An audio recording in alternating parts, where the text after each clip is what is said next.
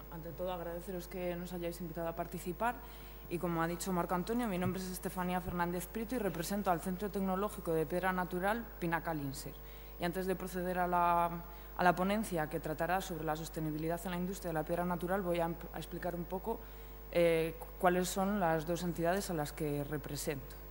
Por una parte está INSER, que es el Centro Tecnológico de Piedra Ornamental, donde yo trabajo como responsable del laboratorio y desde donde realizamos servicios como realización de ensayos según la normativa vigente para la piedra natural, toda la documentación correspondiente al marcado CE, informes técnicos, labores de asesoramiento y consultoría, llevamos proyectos de I+D, realizamos ensayos de intercomparación con centros tecnológicos de toda España en los que ensayamos las mismas probetas y luego hacemos reuniones anuales para comparar resultados. Pertenecemos a la red de piedra natural, donde estos centros tecnológicos se aunan para presentar proyectos a nivel europeo e internacional y realizamos ensayos con tratamientos químicos para ver qué producto comercial es el que le va mejor a cada tipo de piedra. Por otra parte está Pinnacle, que es la Asociación de Productores de Castilla y León. Está constituida por 37 empresas que poseen 67 canteras en toda Castilla y León, extraen 75 variedades que incluirían desde calizas hasta pizarras. Promocionamos la marca de Piedra Natural de Castilla y León y estamos últimamente sobre todo centrados en labores de exportación, realizando bases de datos y viajes a países sobre todo de Europa para darnos a conocer e intentar captar clientes. Y bueno, ahora ya me meto con el tema en sí. A lo largo de la historia, la piedra siempre ha sido muy importante tanto en construcción como en arquitectura y en ingeniería. Los primeros canteros datan de la época en la que empezaron a erigirse monumentos megalíticos, aunque la verdadera explotación de canteras, más o menos tal como la conocemos hoy en día, tendría lugar en el antiguo Egipto y posteriormente continuarían esas labores los griegos y los romanos.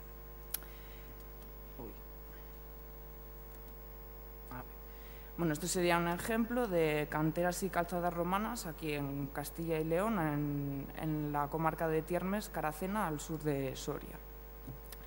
Hoy por hoy la piedra, además de utilizarse en construcción, también está muy presente en todos los temas relacionados con el diseño. Las etapas por las que pasa desde que se extrae en la cantera hasta que se comercializa se puede considerar como un auténtico proceso productivo.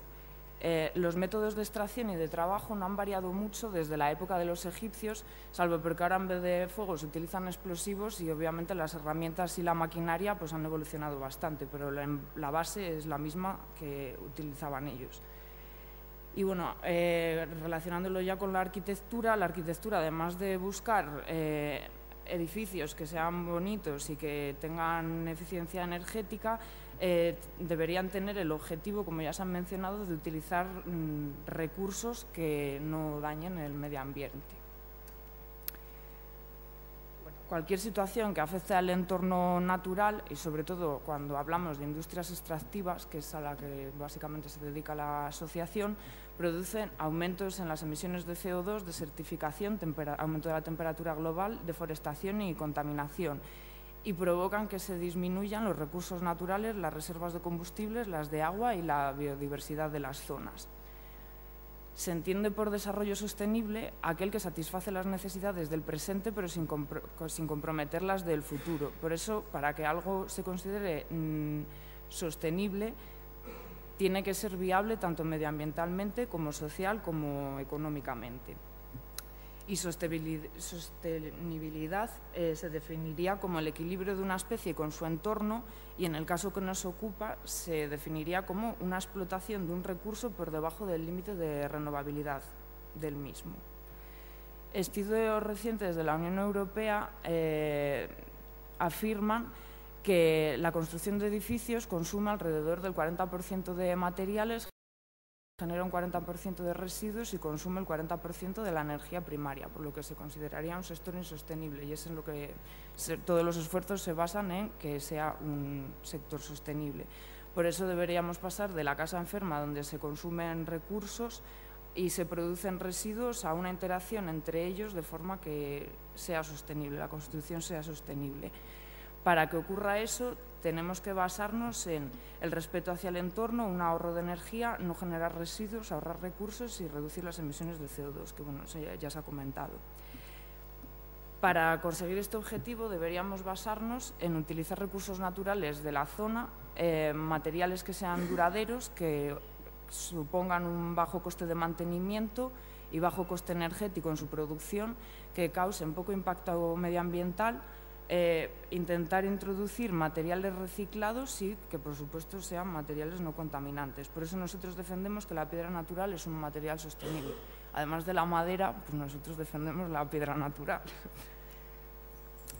Antes de meternos ya en lo que sería, vamos a realizar primero un análisis cualitativo de un ciclo de vida de la piedra y luego un análisis cuantitativo.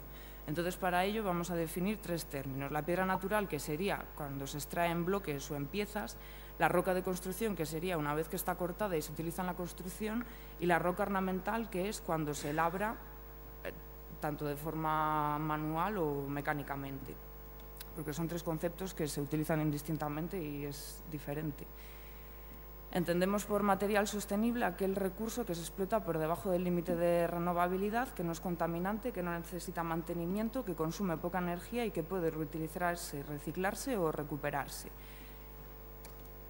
Bueno, esto sería un esquemita. En el caso de la piedra natural, los recursos que se utilizan es la energía que se consume en la extracción y en el procesado, la materia prima en sí y luego el agua que se utiliza en las labores de refrigeración, en el corte y en todas las labores de proceso. Y luego los desechos que se emiten serían pues, emisiones de gases contaminantes como el CO2, los residuos pétreos y el polvo que se puede generar en el corte o extracción.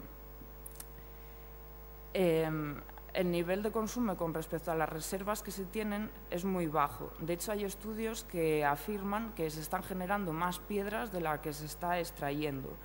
La piedra es un material resistente y duradero, y los estériles que produce en las labores de extracción y de procesado son inertes, no se consideran peligrosos. Y bueno, los consumos energéticos que se gastan son muy pequeños. Esto sería un esquema del ciclo de vida de la piedra natural. En la cantera se extraerían los bloques mediante corte por hilo diamantado, por rozadoras y demás métodos. Se llevaría a la planta elaboradora, donde se procedería pues, a todo el tipo de acabados, labra y demás, y se comercializaría. Y los escombros o desechos de la extracción se llevarían a una escombrera y posteriormente a una planta de áridos, aunque se utilizan en más industrias, no directamente se tiran al escombro. Analizando el ciclo de vida de la piedra natural nos vamos a basar en estos puntos. Afirmamos que ahorra recursos, que no genera residuos, que ahorra energía y que es respetuoso con el entorno. Se entiende por recurso renovable aquel que, como he dicho, crece o se depura durante un periodo de tiempo. Según la clasificación geológica de la piedra, diferenciaríamos entre rocas ígneas, sedimentarias y metamórficas. Bueno, este sería un esquema de la clasificación en función del tipo de piedra, qué clasificación científica tendría. Y esto sería el ciclo de vida de una piedra en sí, donde vemos que mediante procesos como fusión o metamorfismo unas rocas se transforman en otras. Y como ya he dicho, hay estudios que demuestran que se están generando más piedras de las que se extraen en las canteras. Decimos que es reutilizable y reciclable porque, como ya he dicho, los residuos que se generan son inertes, están sometidos a unas leyes muy estrictas porque todo lo que tiene que ver con la minería pues está bastante regulado, y dentro de los sectores más importantes de la minería, el de las piedras naturales, pues sería uno de ellos. Normalmente las empresas, aparte de tener la cantera, constan de una fábrica donde se realiza todo el procesado hasta la comercialización del producto. Y bueno, si los residuos no se gestionan correctamente, obviamente producen contaminación. Entendemos por reciclaje la recuperación de una fracción útil de forma que se evita el uso de materia prima y se ahorra, aunque se gasten recursos energéticos en la transformación. Por ejemplo, la piedra artificial está formada en un 93% aproximadamente de cuarzo que proviene de los residuos de la extracción de piedra natural y se mezcla con cristal, espejo y resina de poliéster a altas presiones y a una temperatura constante. Se reutiliza La reutilización sería una recuperación de elementos constructivos para su utilización en otros edificios.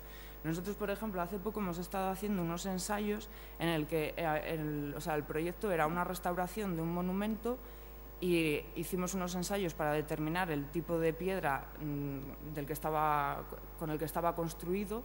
Resultó que la cantera llevaba más de 100 años cerrada, entonces se hizo una evaluación de las pérdidas de las propiedades de la misma piedra proveniente de un derribo y aparte de eso pues se le dio más opciones de piedras de la zona que pudieran entrar dentro de las propiedades aproximadas que tenía la piedra del edificio. Y bueno, luego, como ya he dicho, aparte de llevarse a la escombrera o a plantas de áridos, los residuos se pueden utilizar en más industrias, sobre todo los derivados de lo que son calizas y mármoles, que como contienen carbonato cálcico, pues los restos o residuos se pueden utilizar tanto en la industria de la cal como del cemento, del papel y bueno, todas estas que están ahí mencionadas. Cuando digo que es un material que ahorra energía, me refiero a que reduce la demanda de energía del edificio. Bueno, ya se ha hablado. Voy a mencionar 3 propiedades, como serían, por ejemplo, la conductividad térmica, que es la capacidad de conducción de calor del material, y donde vemos que la conductividad de las piedras es ligeramente superior a la de los aislantes, pero está muy por debajo de materiales como el acero y el aluminio. La transmitancia, que es la energía que atraviesa un cuerpo y es la propiedad con la que se calculan los espesores de los aislantes requeridos, y la inercia térmica, que es la cantidad de calor que puede conservar un cuerpo. Entonces, basándonos en estas 3 propiedades, nosotros afirmamos que la piedra sí que es un material que ahorra energía, porque absorbe la radiación solar y utilizando muros de gran masa pues se mantiene más o menos constante la temperatura en el interior de los edificios. Es respetuosa con el entorno en las 4 fases de procesado de una piedra, tanto en la fase de investigación como en la de extracción, en elaboración y en comercialización. En las fases de investigación lo que se hace es se determina la localización del yacimiento, se realizan estudios cartográficos, sondeos, se toman muestras para determinar las propiedades mecánicas de la piedra a extraer y todos estos factores lo que hacen es definir el tipo de cantera, el rendimiento y el tipo de maquinaria que se requiere utilizar. Luego otros datos como por ejemplo las orientaciones de los minerales y la estratificación ya determinan las direcciones de corte que se tienen que efectuar en la cantera. Este sería el esquema de las etapas de la fase de investigación y bueno, esto sería una relación de posibles impactos ambientales que tendría, aunque bueno, son prácticamente todos nulos porque en la fase de investigación no hay prácticamente impacto. Luego ya en la fase de extracción es donde se requiere la construcción de grandes infraestructuras y ahí ya sí habría un impacto ambiental, aunque sea de carácter temporal por desaparición de la cubierta vegetal. Todas las canteras están obligadas a presentar un plan de labores anualmente donde recogen las actuaciones que han tenido a lo largo del año y las que prevén para el siguiente. Y en él se recogen también las labores de restauración de terrenos que han tenido lugar en la cantera. Normalmente la explotación y la restauración se hace simultáneamente. En una parte de la cantera se está restaurando mientras en la otra se está explotando. Y en esta etapa se consume mucha energía por movimiento de terrenos, porque tienes que mover todo el escombro de una zona a la otra de la cantera. Bueno, esto sería una especie de una esquemilla. Una vez que se ha dejado de extraer, se eliminan los escombros, se alinea la superficie, se extiende una cubierta de tierra vegetal, se siembran árboles y en unos años pues, no quedan restos de la cantera. Bueno, es respetuoso con el entorno, selección de las materias primas. La piedra natural en sí es un material inerte. De hecho, incluso ni se hace ahora el ensayo de si es un material que puede, o sea, el ensayo de reacción al fuego, porque directamente se considera ignífugo. Lo que sí hacemos normalmente es tratarla con aditivos con la finalidad de mejorar sus prestaciones. Como ya he dicho, hacemos ensayos de tratamientos con hidrofugantes, consolidantes y demás. Luego, una vez que ya está extraída la piedra, se realiza el procesado y las operaciones de acabado. Como ya he dicho, normalmente las empresas tienen su propia fábrica donde cortan y elaboran las tablas que luego se comercializarán. El corte se hace en aserraderos o talleres mediante, sobre todo, lo más habitual es hacerlo con telares multilama que constan de flejes con material diamantado y todo ello va refrigerado con agua. Esta sería una foto de un telar. De aquí se obtienen unas tablas de 2 a 3 centímetros que o se comercializan directamente o bueno, luego se llevan a un acabado más elaborado. Bueno, los acabados más habituales son el apomazado, el pulido, el abujardado y el flameado. Apomazado y pulido es lo mismo, se utilizan pulidoras, lo único que difiere es el tamaño del abrasivo. Bueno, supongo que ya sabéis que el abujardado tiene es una superficie más rugosa y el pulido es brillante. Estos serían otros tipos de acabado menos convencionales. Un telar visto de cerca. Esto es una tabla donde se recogen los límites de emisión a los que están sometidos en los procesos de elaboración, que serían emisiones de diferentes metales y demás al agua y a la atmósfera en estas etapas. Los residuos que se generan se gestionan, por ejemplo, los aceites y las grasas de la maquinaria se recogen por empresas que se dedican a gestionarlos y los demás pues eso, se llevan o al vertedero o se reutilizan en otras industrias. Reduce emisiones de CO2 porque las únicas emisiones que provoca son las de la propia maquinaria y las etapas de elaboración. Y teniendo en cuenta que es un material que tiene una alta durabilidad porque su vida útil es muy larga, pues las emisiones de CO2 por año de vida útil son bajísimas. Hay estudios que dicen que un 5% del total de las emisiones de CO2 de todo el planeta se deben a la industria del cemento y un poco, o sea, con una cantidad inferior, pero también a la industria del ladrillo, porque las dos están basadas en la calcinación. Y bueno, como estudio cuantitativo se han comparado los datos de 3 canteras de Castilla y León.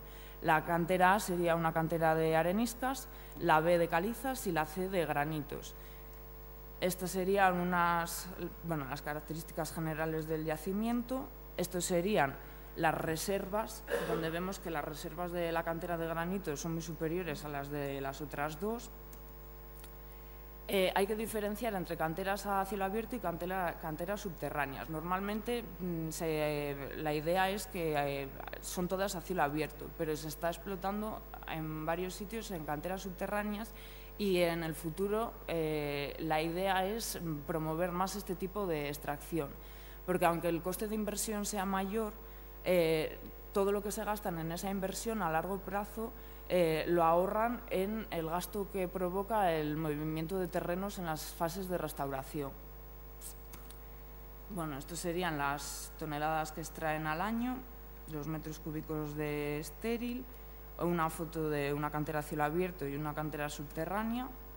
Así sería, esto sería un corte de bloques en una cantera subterránea en 2 niveles, donde la maquinaria pues, es totalmente diferente a la que se utiliza en cielo abierto, donde se puede utilizar o voladuras o cemento expansivo o retroexcavadoras. Esto sería un corte de un bloque a cielo abierto, donde ese bloque grande se corta en bloques más pequeños y normalmente para que no se deteriore el bloque antes de llevarlo a fabricación, lo que se hace es poner una cama de arena para que cuando se empuje el bloque no se resquebraje. Estos serían los consumos tanto de producción, tanto de energía eléctrica como de gasóleo de las canteras, donde vemos que como la producción de la cantera A, que era en torno a 3.000 toneladas, es mucho mayor que las otras, la cantera B tenía 790 y la cantera C unas 6.000, si no recuerdo mal. Y en cuanto a energía eléctrica, la cantera A tiene generadores en la propia cantera y no consume más energía eléctrica. En cambio, la cantera de caliza y la de granito tienen contratadas subestaciones de Iberdrola, porque la cantera, al ser de arenisca, los acabados no consumen energía eléctrica. En cambio, en la cantera B y la cantera C, en las que los dos materiales se pulen, sí que la consumirían, por eso tienen que contratarla. Bueno, estos serían los datos de las subestaciones con los gastos. se tiene que tener en cuenta los kilómetros que hay de la cantera a la fábrica y a los lugares de comercialización para calcular el CO2 que se emite. Y, bueno, teniendo en cuenta estos datos, esto sería una tabla del consumo total de fuel oil y de electricidad. Y, a ver, la cantera, como ya he dicho, es una cantera a cielo abierto donde el corte se realiza por retroexcavadora o mediante cemento expansivo. Eso sería una relación de la maquinaria que tienen. La cantera B es de interior, en el que el corte se realiza mediante rozadoras y por prescripción facultativa no se pueden utilizar explosivos. Y en contraproducción, lo que tiene la cantera C, aparte de una mayor inversión en maquinaria, es que gasta más energía que las otras porque necesita sistemas de ventilación por ser de interior. Que, bueno, los datos de los sistemas de ventilación serían estos, con sus consumos. Esto sería su relación de maquinaria, la relación de maquinaria de la cantera C. La cantera C, para recuperar agua, lo que tiene es un depósito de lodos. Entonces, bueno, estos serían los consumos de las bombas. Una comparativa. Bueno, a ver.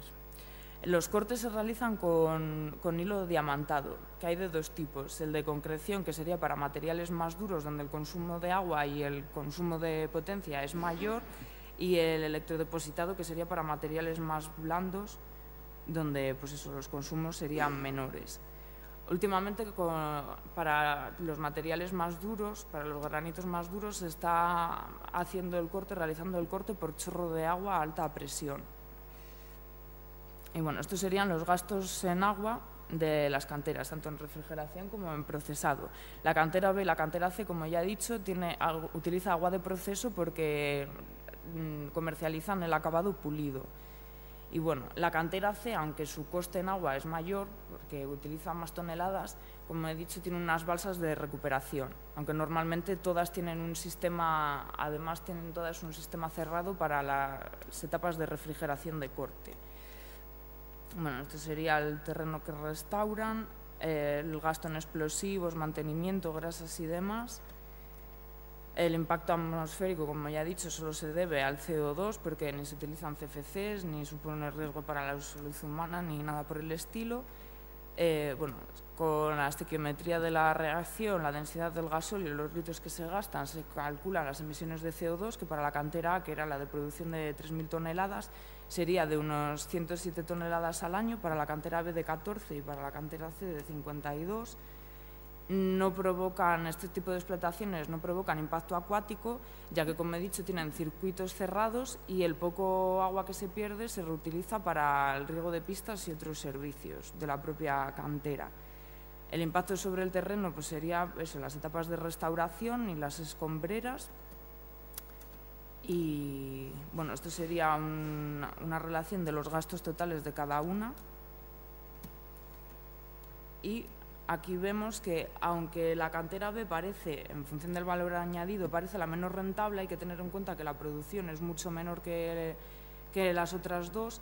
La cantera A no tiene labores de acabado porque simplemente comercializa con el corte de disco, y habría que tener en cuenta pues, los jornales que se han perdido por accidentes y número de horas trabajadas, que, bueno, en este caso solo sería la cantera de granito, que ha habido 2 accidentes por desprendimiento.